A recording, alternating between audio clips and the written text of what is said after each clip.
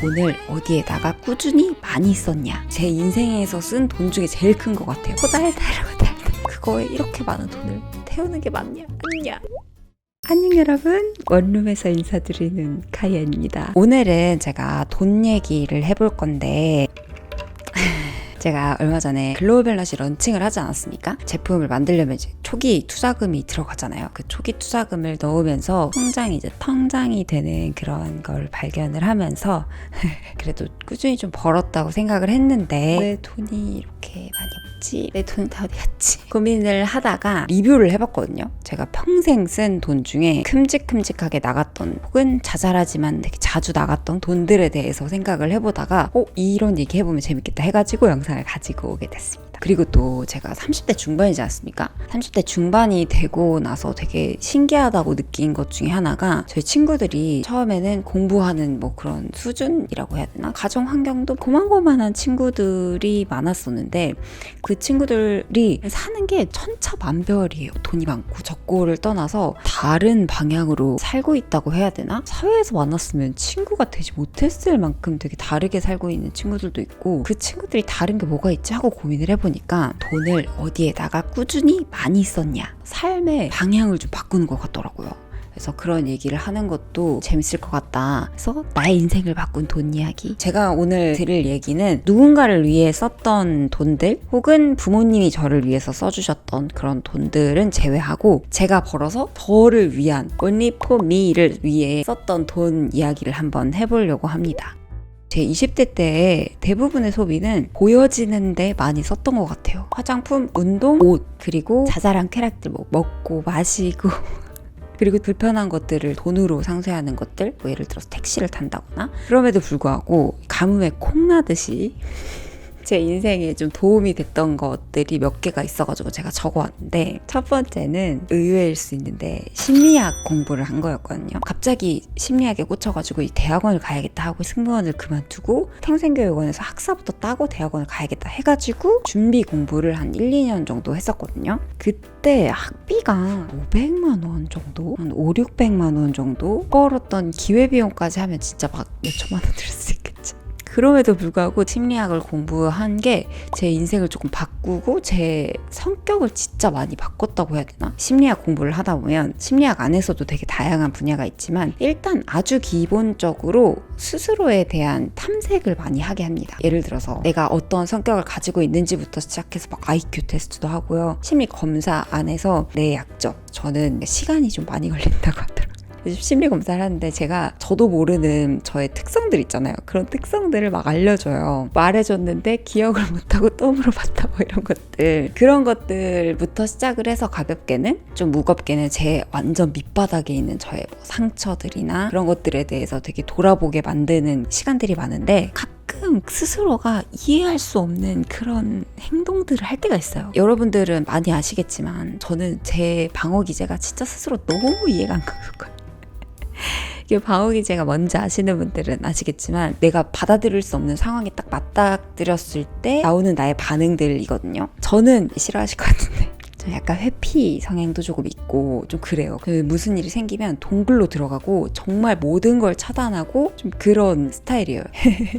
저는 근데 그게 스스로가 되게 이해가 안 가고 그랬어요. 그리고 이 심리학 공부를 하기 전까지만 해도 이 방어 기제라는 거에 대해서 전혀 생각을 못하고 잘 몰랐어요.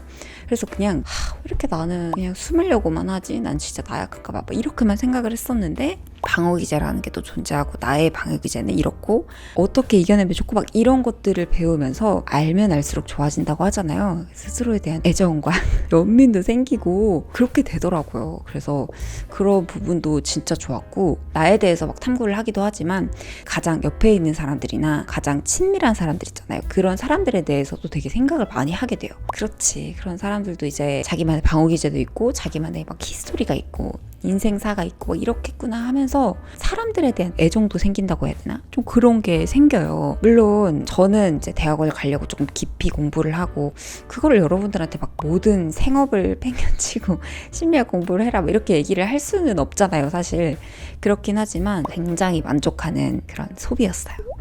두 번째는 이것도 약간 의외라고 생각하실 수 있는데 대한행동입니다.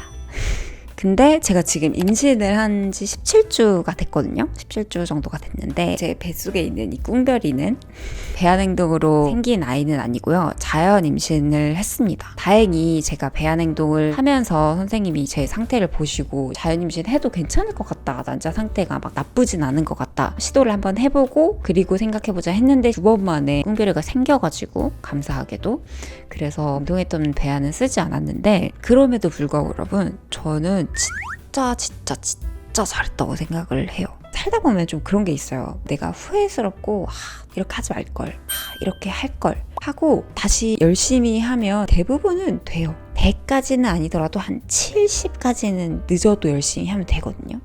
근데 임신이라는 부분은 0 아니면 100이잖아요. 오면 어떻게 다시 돌릴 수가 없잖아요.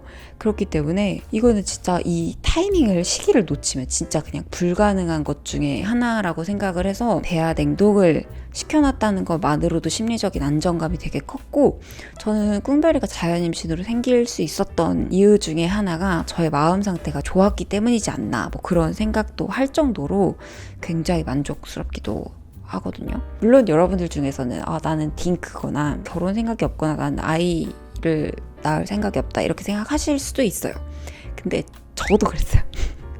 그리고 굉장히 많은 제 친구들도 그랬어요. 20대 후반까지만 해도 저는 결혼할 생각이 없었거든요. 결혼을 굳이 해야 되나? 그때 제가 막 공부를 하고 일을 막 처음 시작하고 그러기도 했고 왜 결혼을 해야 되지? 뭐 이런 생각을 많이 했었던 것 같아요. 아이는 더더욱이나. 결혼은 해도 아이는 안 낳고 싶다 막 이런 생각도 했었고 그랬던 것 같아요. 많은 분들이 요즘 그러시죠. 일에 할애하는 시간도 너무 많고 그러다 보니까 이거에 대한 큰 생각이 없었던 것 같은데 진짜 신기하게 30대 중반이 되면서 일도 좀 어느 정도 손에 들어오는 것 같고 그러면서 안정을 느낄 수 있는 가정이 필요하다 이런 생각이 드는 거예요. 무엇보다도 저는 저의 이상형에 가까운 남편을 만나가지고 더 그런 생각이 굳어지기도 했겠지만 생각이 진짜 많이 바뀌는 저가 되게 신기했어요. 근데 이게 저뿐만 아니라 제 친구들 중에서 정말 많은 친구들이 그렇게 바뀌거든요. 이건 진짜 사람들만의 가치관이고 내 인생을 막 갈아넣는 거기 때문에 뭐 아기를 낳아라 마라 결혼해라 마라 누가 진짜 절대 얘기할 수 없는 부분이라고 생각하거든요. 그렇지만 시간이 지나고 나서 와 이제 할 수 있는 게 없네? 라고 생각을 하지 않도록 대비를 해놓거나 준비를 해놓을 수 있나? 라고 생각 정도는 해놓는 것도 저는 좋다고 생각해요. 그래서 제가 AMH 무쇠처럼 많은 분들한테 AMH를 검사를 해봐라 맨날 얘기를 하고 다니는데 난 애기 생각 없는데 라고 생각해도 미래의 나와 지금의 내가 협의가 좀 안 될 수도 있어요. 진짜 시간을 돈으로 산다는 거는 그 무엇과도 바꿀 수 없다는 그런 생각이 들어가지고 되게 잘 썼다고 생각해요. 세 번째는 글로우 밸런시를 만든 겁니다. 글로우 밸런시 런칭하면서 쓴 돈이 제 인생에서 쓴 돈 중에 제일 큰 것 같아요. 그래서 호달달 계약금을 넣고 나서 잠이 안 오는 거예요. 어지러지라고 막 이러더라고요. 그래서 할 수 있을까 없을까 진짜 고민을 많이 하고 이제 런칭을 했는데 저는 정말 잘했다고 생각을 합니다. 글로우 밸런시를 만들면서 뭔가 활기가 좀 돈다고 해야 되나 그래요. 글로우 밸런시를 사람들이 잘 모르잖아요. 그러니까 제가 방방곡곡 다니면서 마케팅도 하고 부가 상품들 뭐 텀블러나 쇼핑백이나 뭐 이런 거를 제작을 하기도 하고 그러면서 무에서 유를 만드는 게 너무너무 신기하고 되게 신나요. 무엇보다 이제 후기가 되게 좋게 달리고 여러분들이 좋아해 주시니까 더 흥이 나서 하는 것도 있겠지만 뭔가 일에 대해서 즐거움을 느낀 게 물론 유튜브도 좀 그렇긴 했었지만 짜릿짜릿함을 느낀다 뭐 이런 생각이 좀 들더라고요. 그리고 새로운 아이덴티티가 좀 생긴 느낌? 자영업자 라는 나만의 또 다른 이름이 생기면서 되게 신기하고 뭔가 신난다고 해야 되나? 좀 그런 느낌이 있어요. 이건 좀 딴 얘기인데 그 전에 제가 차를 바꾸려고 했었거든요. 제 차가 좀 오래된 차예요. 500만 원? 600만 원 정도 주고 산 그런 차인데 어디 촬영 갈 때마다 좀 너무 부끄러운 거예요. 하차감이 정말 1도 없는 하차감이 마이너스. 빨리 내려야 돼.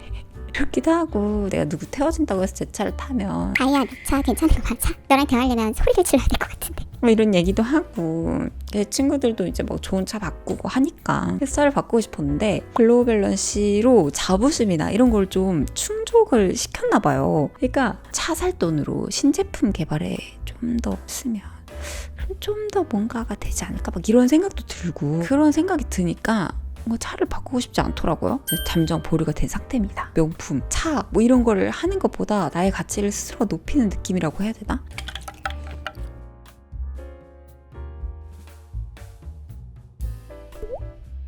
그리고 네 번째는 앞에서 잠깐 얘기를 했지만 너무 사랑스러운 저의 에마 프라이드를 산 겁니다. 영상으로도 한번 찍었었죠. 제가 면허를 되게 늦게 땄잖아요. 30대가 넘어가지고 면허를 땄거든요. 그리고 그때는 사실 뭐 차가 필요하지 않다고 생각을 했었어요. 제가 승무원 생활 오래 했기 때문에 굳이 사야 되나? 막 이런 생각을 했어서 뭐 차를 사지 않았거든요. 근데 차를 사니까 너무 좋아요. 앞뒤가 안 맞는 것 같지만 제가 뒤에서 잘 설명을 한번 더 드려볼게요. 운전을 하니까 너무 쾌적하고 한정된 나의 에너지 안에서 분배를 잘 할 수가 있고 자주적으로 움직이고 있다? 이런 생각이 들더라고요. 시간과 공간에서 좀 자유로워지잖아요.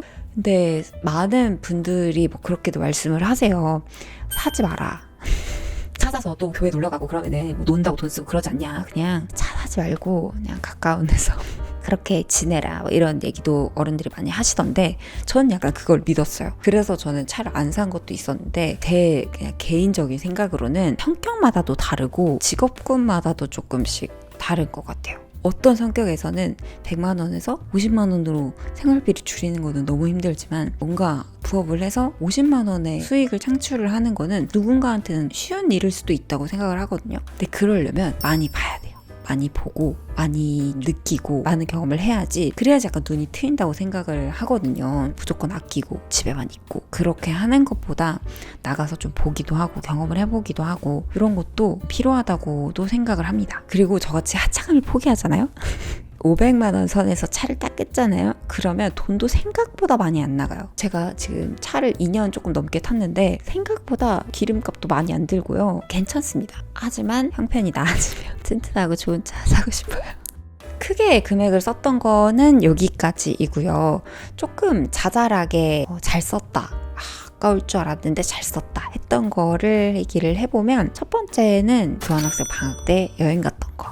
물론 교환학생의 학비는 부모님이 대주셨지만 방학 때 여행 다니는 건 제가 아르바이트 해가지고 돈 벌어가지고 사고 언니가 좀 빌려줘가지고 다니고 했었거든요. 근데 그게 어떤 내 인생을 바꿨다기보다는 저의 마음속에 엄청 큰 추억으로 좀 남아있어요. 그때 제가 처음 보스턴을 가봤었는데 보스턴에서 울었잖아. 너무 행복해가지고.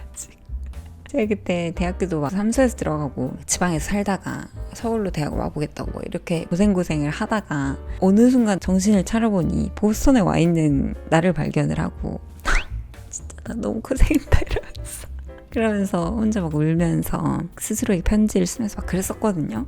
근데 그러면서 약간 자신감을 좀 얻었던 것 같아요. 여행을 해서 견문이 넓어지고 솔직히 그런 건 잘 모르겠어요. 이런 건 잘 모르겠지만 미국에 올 수 없을 거라고 생각했고 미국에서 공부할 수 없을 거라고 생각했었거든요. 근데 뭐 하나하나씩 어떻게 막 하다 보니까 되더라고요. 이렇게 앉아있는 나를 보면서 다른 일들도 이렇게 하나씩 하다 보면은 어느 순간은 그래도 뭘 할 수 있지 않을까? 막 이런 생각이 되게 강하게 들었던 것 같아요. 그래서 그런 감정을 느낄 수 있게 해준 거여가지고 저는 되게 좋았다고 생각하고 그리고 두 번째는 남편이랑 신혼여행 때 NBA 보러 간 거.